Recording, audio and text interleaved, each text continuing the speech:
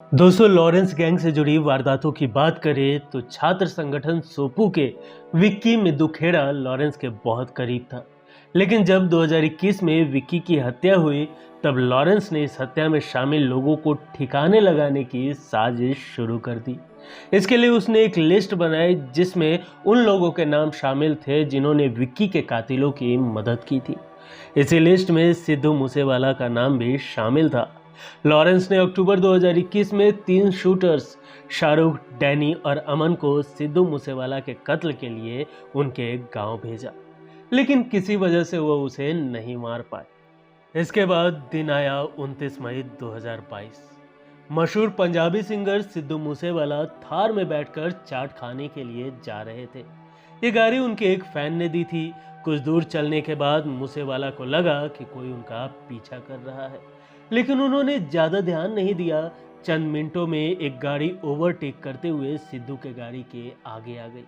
एक युवक ने सिद्धू पर बंदूक तान दी। फौरन सिद्धू ने भी फायर करना शुरू कर दिया। दोनों तरफ से करीब 1 मिनट तक फायरिंग होती रही। इस गोलीबारी में सिद्धू की मौत हो गई।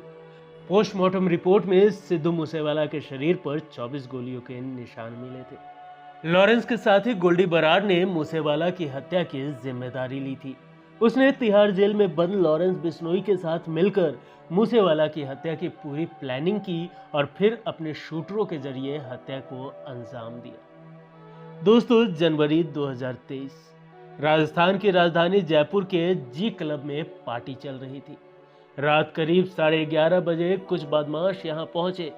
पार्टी कर रहे लोगों से उनकी कहासुनी हुई तो वे बदमाश वापस लौट गए। कुछ ही मिनट के बाद 2 बदमाश बाइक पर सवार होकर आए और क्लब के गेट पर अंधाधुंध फायरिंग कर दी। करीब 10 मिनट तक वे लगातार फायरिंग करते रहे। जी क्लब के सुरक्षा गार्डों ने अंदर और बाहर का मेन गेट बंद कर दिया था। ऐसे में फायरिंग के दौरान कोई हताहत नहीं हुआ। बाद में लॉरेंस बिश्नोई गैंग के ऋतिक बॉक्सर नाम के एक शख्स ने सोशल मीडिया पर पोस्ट करके हमले की जिम्मेदारी ली।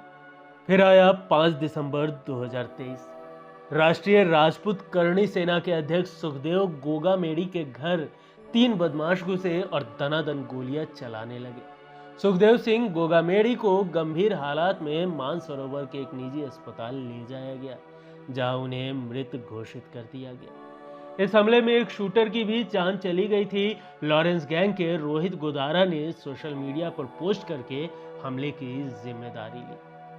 14 अप्रैल 2024 सुबह का 4:51 का वक्त 2 बाइक सवार अभिनेता सलमान खान के बांद्रा वाले गैलेक्सी अपार्टमेंट पहुंचे।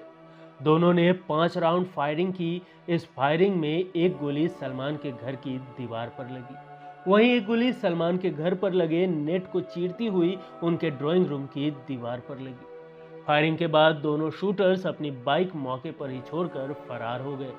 बाद में लॉरेंस बिश्नोई के भाई अनमोल बिश्नोई ने सोशल मीडिया पर पोस्ट करके हमले की जिम्मेदारी ली थी।